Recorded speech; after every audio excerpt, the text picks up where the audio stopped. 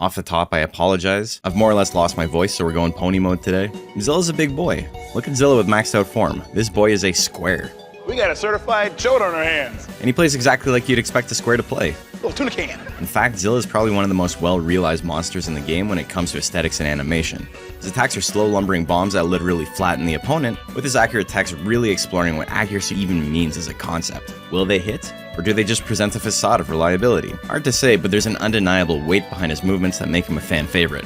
And despite his fan favorite status, he didn't make a second appearance in the series until this year in Line Monster Farm. He's in Battle Card 2, I suppose, but given his main role in that game, in competitive play is just to sacrifice himself and not much else, it's a bit unceremonious, so I don't include it. Zilla is one of the archetypical tanks in Monster Rancher 2. Although a convoluted and meandering unlocked condition means you'll probably see Golem and Baku much earlier in your journey, Zilla finishes off a sort of trifecta with them.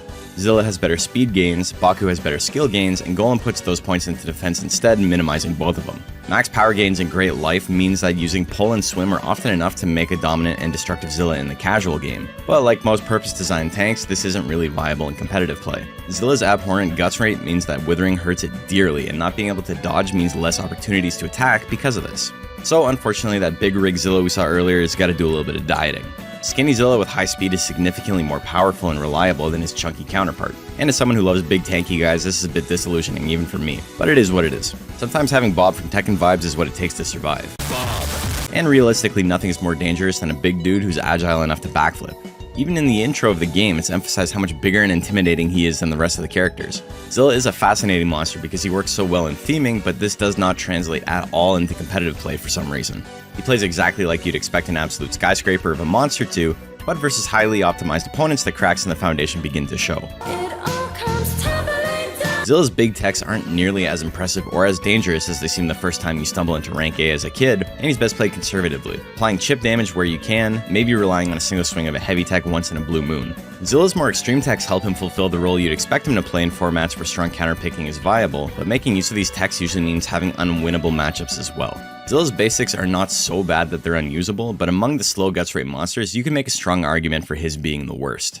Scratch is inaccurate and deals moderate damage, but 10 guts on Zilla is not the same as 10 guts on most of the cast. A small chance to crit is nice and a rare boon for a basic tech, but it's probably Zilla's least impactful and occasionally his worst overall tech.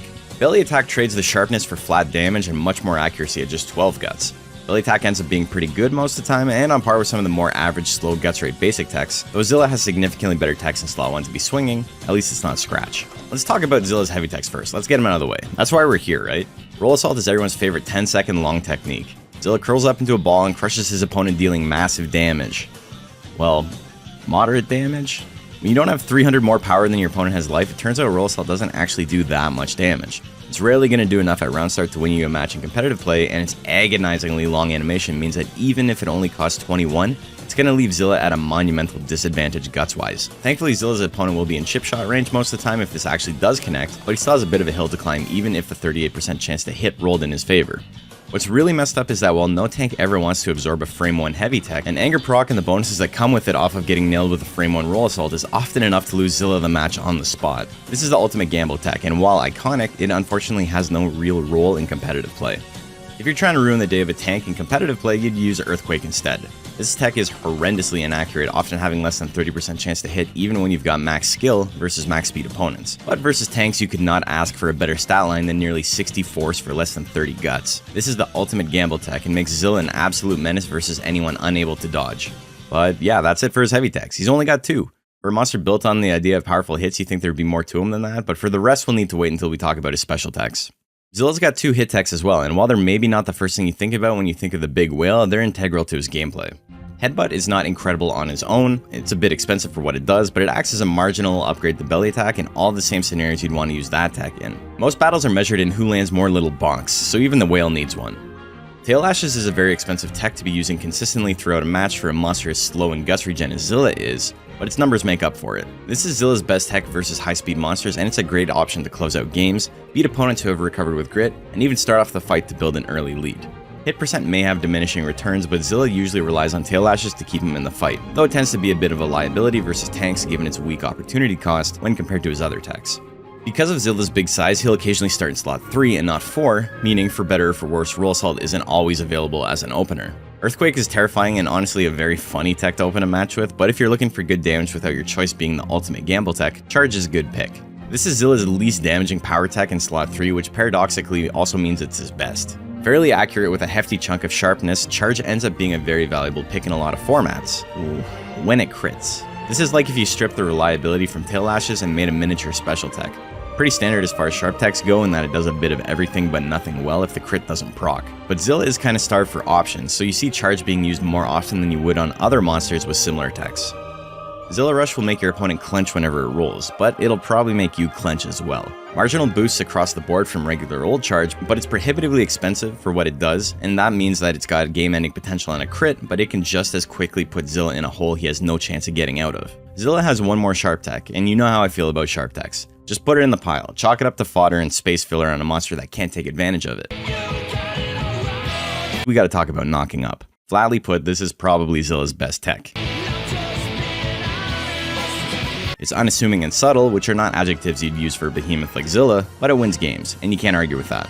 It's like they took Charge, stripped all the bullshit away, and made it cheap as hell. Huge potential damage for only 19 guts given its sharpness, and it's decently accurate to boot. This tech in conjunction with headbutt and belly attack makes Zilla his most dangerous when he's up close and personal.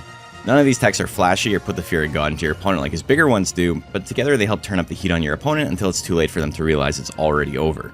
But for Zilla, sometimes you gotta commit a little grievous bodily harm. You gotta crush them like ants, and there's no better option for that than his special power techs. Body Press has roughly the same damage as Earthquake, but massively cranks up the accuracy and Withering in exchange for a higher guts cost. This tech also has recoil damage on it, meaning Zilla will hurt himself on unsuccessful attempts, making it even riskier than it already looks. An interesting thing about recoil damage though is that it's completely divorced from the actual damage it's capable of doing. Recoil has its own force rating and the damage is determined by your power stat. This is the ultimate gamble tech, but its recoil force is only 15, putting it between scratch and belly attack. So while a miss may still lose you the game, it's rare that recoil will be the reason why.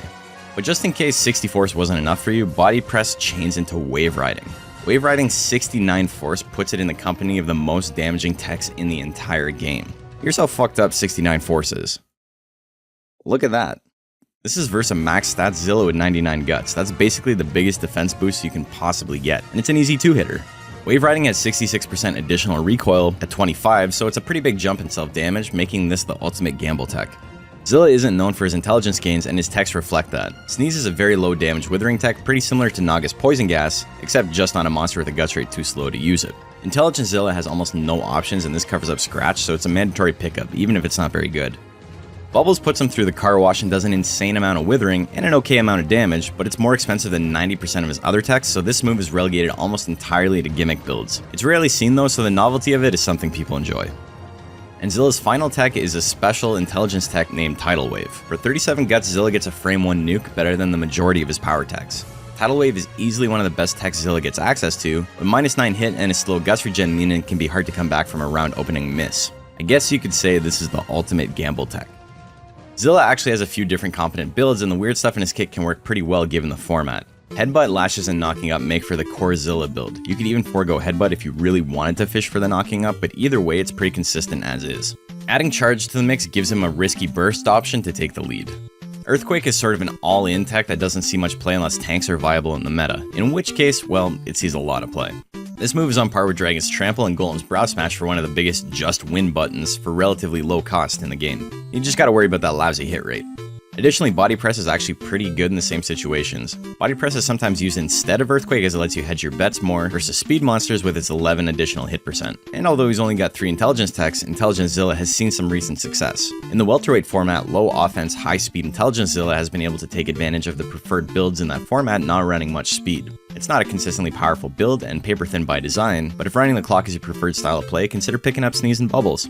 Tidal Wave incorporates well as a heavy tech replacement in mixed attacker formats, and it helps supplement the core build I mentioned earlier. Pink Zilla and Guji are usually the Zillas of choice in competitive play as they have the fastest guts rate at 14. Zilla King actually does have a faster guts rate, but like most special mons, he doesn't have access to grit, so that's a pretty big disadvantage going in. And while none of the above are particularly powerful in a given meta, Zilla carves itself a mid-level niche of low-risk consistency and occasional tank busting. The removal of the 45 guts limit in DX did not help him out nearly as much as his contemporaries like Dragon and Arrowhead and the like, but it did result in him seeing a moderate power spike. On the PS1, Zilla was a heavy mon with no defined strengths. And while that's still more or less the case, being able to spam knocking up late game is significantly scarier than it used to be. Zilla's a big boy with small hits, but sometimes you gotta play to your strengths, even if they're unconventional. Hey guys, thanks for watching another one. Like I said off the top, I've kind of lost my voice. I'm vocal frying all over the place, my voice is cracking, but I really like Zilla, so this was a fun one to make. Hopefully you guys enjoyed. If you want to support, consider joining the Patreon. You know, you get cool perks there, or even just like and subscribe. I am always streaming. You know, work has come back, so I don't get to go on as much as I used to, but I try to do 2 nights a week minimum at Monday and Tuesday. And then, you know, Wednesday and Thursday, we sometimes do supplemental streams. So until next time, have a good one, and thank you for watching.